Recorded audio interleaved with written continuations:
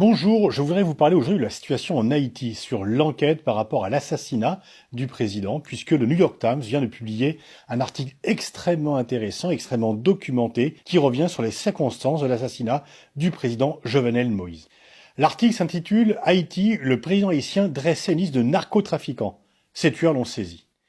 En effet, dans la nuit du 6 au 7 juillet 2021, on en rappelle, Jovenel Moïse, qui était le président de la République d'Haïti, a été assassiné dans sa résidence. C'est quand même assez rare que le président soit assassiné dans sa résidence. Les commanditaires de cet assassinat ont été officiellement inconnus, mais le New York Times vient de publier une très longue enquête, très documentée, qui revient sur les circonstances de la mort de l'ancien président haïtien. Le journal relate un réseau politico-mafieux dont le président Jovenel Moïse était issu, mais contre lequel il avait finalement décidé de s'élever. Des décisions qui seraient à l'origine de son assassinat, on dirait une série dans Netflix ou un véritable scénario hollywoodien. Jovenel Moïse succède en 2017 à Michel Martelly, qui a été président de 2011-2016, après un report des élections présidentielles et un intérim d'un an du fait d'irrégularités dans le scrutin. Jovenel Moïse avait dans un premier temps été le partenaire d'affaires des différents hommes influents dont plusieurs sont par la suite soupçonnés d'être impliqués dans des trafics de drogue. C'est ainsi qu'il va rencontrer Charles Kiko Saint-Rémy, qui n'est autre que le beau-frère de l'ancien président Michel Martelly. Personnage pour le moins sulfureux, M. Saint-Rémy a reconnu avoir été impliqué dans le trafic de drogue avant de se ranger les camions et de se réorienter vers une activité plus légale, l'industrie de l'anguille. C'est dans ce domaine que Jovenel Moïse travaillant à ses côtés avant de se lancer dans l'industrie bananière. C'est donc via Saint-Rémy qu'il va rencontrer Michel Martelly. Michel Martelly, ne pouvant, du fait de la Constitution, réaliser 2 mandats consécutifs à la tête de l'État haïtien, il s'agit pour lui de trouver un successeur. L'ancien président trouve dans Jovenel Moïse le parfait candidat, un entrepreneur d'origine modeste, ce qui peut plaire à la population, qui est plus noir de peau que lui, donc qui est plus représentatif.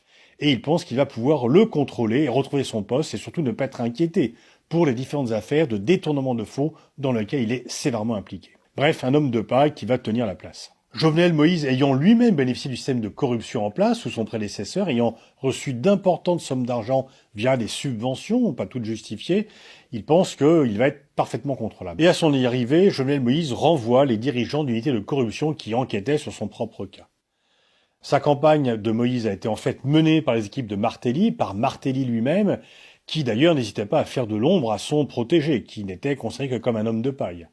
Comme le rappelle le New York Times, la femme de Martelly allait jusqu'à déclarer « Jovenel est une propriété ». Mais, arrivé au pouvoir, c'est toujours Martelly et Saint-Rémy, la famille, les parrains, qui tenaient les rênes et qui choisissaient les collaborateurs et membres du gouvernement de Moïse. Il lui impose ainsi la présence de Dimitri Hérard, membre des équipes de sécurité de Martelly, qui va devenir le chef de la police de protection de Jovenel Moïse. Hérard est lui-même impliqué dans différentes affaires, notamment le trafic de cocaïne et d'armes. Moïse n'entretient pas de bonnes relations avec lui, qui était pourtant en charge de sa propre sécurité. En février 2021, Hérard prétend avoir déjoué une tentative de putsch à l'encontre de M. Moïse.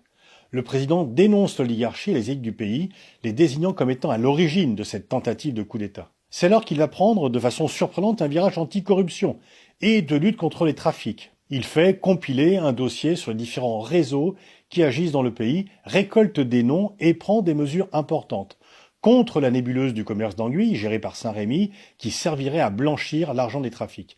Il fait également détruire une piste d'atterrissage clandestine, qui servirait de trafic, notamment de voies de passage entre les producteurs d'Amérique du Sud et les consommateurs d'Amérique du Nord. Il projette également de nationaliser un port sous le contrôle des proches de Martelly, qui sert d'entrée à des cargaisons d'armes dans le pays à différents trafics. Enfin, il tente également de reprendre le contrôle des douanes, les économistes haïtiens estimant que le pays perd environ 500 millions de dollars par an à cause de la corruption au sein des douanes. Bref, il s'attaque au système, il multiplie les mesures qui touchent les intérêts de ceux qui l'ont mis en place. La nuit de son assassinat, aucun coup de feu n'a été échangé entre les assassins du président et les forces de protection de ce dernier, dirigées par Hérard, ce qui laisse supposer quand même une très grande complicité, et que ces derniers ont laissé volontairement rentrer le commando.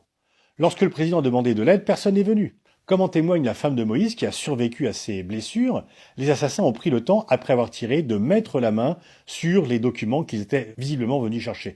Le fameux dossier, la fameuse liste des hommes politiques et entrepreneurs impliqués dans le trafic de drogue en Haïti et que le président Moïse Jovenel comptait remettre aux autorités américaines. Le 20 juillet, Ariel Henry, proche de Martelly, devient Premier ministre. Il avait été en contact avec l'un des hommes en charge du commando, Joseph Félix Badiot, quelques heures avant et après l'assassinat du président. De nouvelles élections auront lieu l'an prochain en Haïti. Martelly, qui vit à Miami, a déjà annoncé sa candidature et est le favori des sondages. Le système mafieux à la tête de l'État haïtien n'est donc pas prêt de disparaître si rien ne se passe d'ici là. On estime que les 2/3 de la population haïtienne sont touchés par le chômage, que la situation économique est dramatique, particulièrement depuis le tremblement de terre de 2010, qui a ravagé le pays et fait près de 230 000 morts, et détruit la plupart des infrastructures. Alors bien sûr, il y a l'héritage historique de Haïti, mais tout ceci n'explique pas tout. En 60, Haïti est au même niveau économique que la République dominicaine. Aujourd'hui, par habitant, la République dominicaine est 7 fois plus riche qu'Haïti. Haïti se classe au 159e rang sur 189 en termes de PIB par habitant, entre la Birmanie et le Bénin, et 169e également en termes d'indice de développement humain, entre l'Afghanistan et le Soudan. La République dominicaine se place 87e. L'indice de corruption de Transparency International classe Haïti au 170e rang sur 180 pays.